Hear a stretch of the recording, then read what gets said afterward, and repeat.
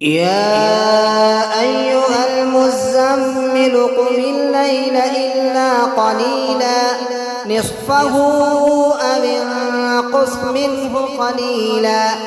أو زد عليه ورتل القرآن ترتيلا إنا سنلقي عليك قولا ثقيلا إن ناشئة الليل هي أشد وطئا وأقوم قيلا إن لك في النهار سبحا طويلا واذكر اسم ربك وتبتل إليه تبتيلا رب المشرق والمغرب لا إله إلا هو فاتخذه وكيلا واصبر على ما يقولون واهجرهم هجرا جميلا وذرني والمكذبين أولي النعمة ومهلهم قليلا إن لدينا أنكالا وجحيما وطعاما ذا غصة وعذابا أليما يوم ترجف الأرض والجبال وكانت الجبال كثيبا مهيلا إنا أرسلنا إليكم رسولا شاهدا عليكم كما أرسلنا إلى فرعون رسولا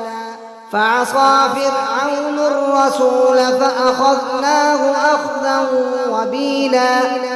فكيف تتقون إن كفرتم يوما يجعل الولدان شيبا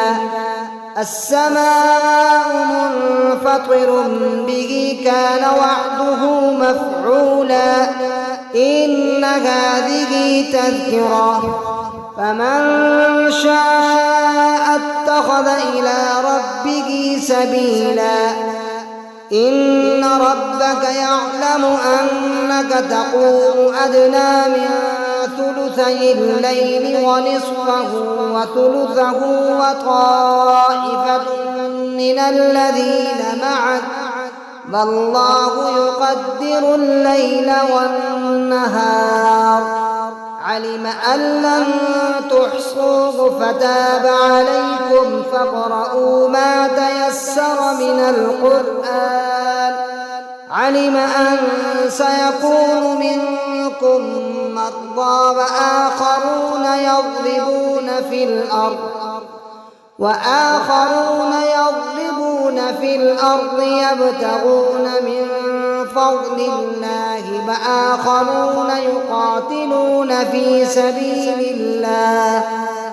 فاقرؤوا ما تيسر منه وأقيموا الصلاة وآتوا الزكاة وأقرضوا الله قرضا حسنا وما تقدموا لأنفسكم من خير تجدوه عند الله هو خيرا وأعظم أجرا واستغفروا الله إن الله غفور رحيم